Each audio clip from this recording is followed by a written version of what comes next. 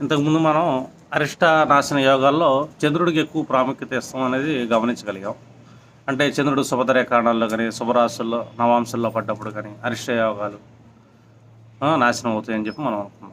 అదొకటే కాదు, ఎవరి జాతకంలో అయినా సరే చంద్రుడు పాపార్గంలో పడ్డా, చంద్రుడు ఇబ్బంది పడ్డా ముందేంటంటే చంద్రబలం పెరగాలి. ఇతర గ్రహాలు ఇబ్బందులు పడుతున్నా కూడా మనం ఏంటంటే చంద్రబలం పెరగటం వల్ల అరిష్టాలు నాశనం అవుతాయి. దీనికి ఎక్కువగా మనం పరిహారంగా ఏంటంటే చంద్రుడు అనగానే శివాభిషేకానికి మొట్టమొదటగా మనం ప్రయారిటీ ఇస్తుంటాం. అంటే ఎప్పుడైనా సరే జాతక చక్రంలో గ్రహాలు ఇబ్బంది పడ్డప్పుడు చంద్రబలాన్ని ఎప్పుడైతే పెంచుతూ ఉంటామో ఆటోమేటిక్గా ఏంటంటే ఆ గ్రహ దోషాలు అనేవి తగ్గుతూ ఉంటాయి. అంటే ఇక్కడ మనం ఏంటంటే ప్రతి సోమవారం చంద్రుడికి సోమవారం ఆధిపత్యం తీసుకుంటాం కాబట్టి ఈ సోమవారం శివుడికి అభిషేకాలు చేసే విధి విధానం అయితే మనకి సనాతన ధర్మంలో ఉంది. అంటే ఎవరైతే లింగాభిషేకం ప్రతి సోమవారం చేస్తుంటారో, వీటిని ఏకాదశ రుద్రాభిషేకాలు చేస్తుంటారో, వీళ్ళ జాతక చక్రంలో గ్రహాలు ఇబ్బంది పడుతున్నప్పుడు చాలా వరకు సమస్యలు తీరుతూ ఉంటాయని చెప్పాలి. అందులో ఇంకొక రెమెడీ ఏదన్నా ఉందంటే కనుక మనం ఈ దేహానికి సంబంధించిన కార్యక్రమాలు మనం చూస్తున్నప్పుడు ఈ దేహ సంబంధమైన బంధువర్గం కానీ, ఇంకా ఇతర ఆస్తుల రూపంలో కానీ, ధన రూపంలో కానీ చాలా రకాల సమస్యలు ఎదుర్కొంటున్నాం. వివాహ సంబంధమైన సమస్యలు ఎదుర్కొంటున్నాం.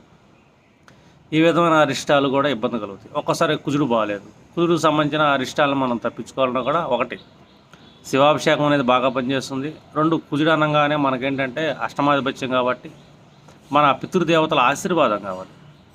ఎవరి గృహంలో అయితే వాళ్ళ ఇంటికి దక్షిణ దిక్కులో ఉన్న గోడకి వాళ్ళ పితృదేవతలు అంటే తాతలు ముత్తాతలు అంటే స్వర్గం పొందిన వాళ్ళ పితృదేవతల యొక్క చిత్రపటాలను పెట్టి ప్రతిరోజు అక్కడ వాళ్ళు తినే తిండిలో ఒక ముద్ద అన్నం ప్రసాదంగా అక్కడ పెట్టడం, డైలీ దీపారాధన చేయడం, ఒక పువ్వు పెట్టడం, ఈ విధంగా ఎవరైతే చేస్తుంటారో నిత్యం వాళ్ళ పితృదేవతలకి ఆ ఇంట్లో ఏంటంటే అన్ని రకాల దోషాలు పోతూ ఉంటాయి.